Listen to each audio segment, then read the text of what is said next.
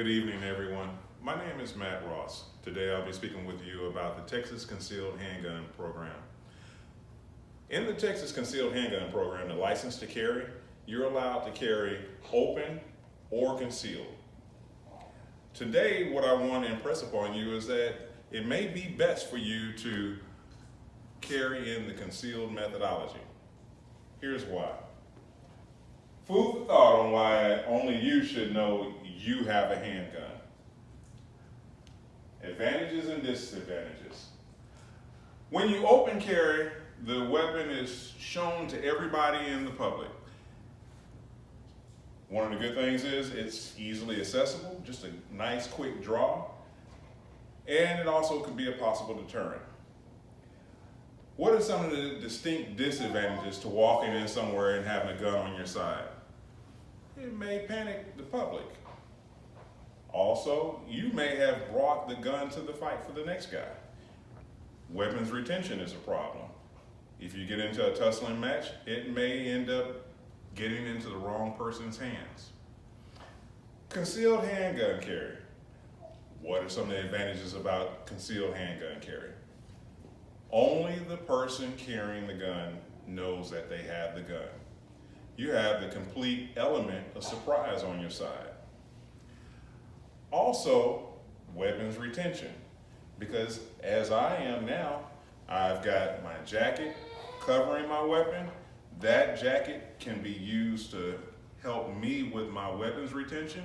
If I fall down on the gun and place the weapon between me and another assailant, now I've got weapons retention all on my side until I can make a good, clean, smooth draw.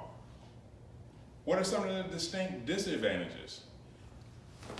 You have to get to the weapon, and that can slow you down. However, Vol's theoretical book on criminology states that these thought processes contribute to one's self-control. And when we are thinking about something like life and death decisions of a person carrying a concealed handgun that they may have to make, don't we want them to have self-control, a thought process? The act of drawing itself requires precision thought and control of oneself. May I have a volunteer from the audience? Let's take an open carrier. People should always be aware of the fact that when you go in and you're at a store and you just decided to carry a gun and throw it in the back, because that's how we see everyone do it on television, right? It's just thrown on in the back.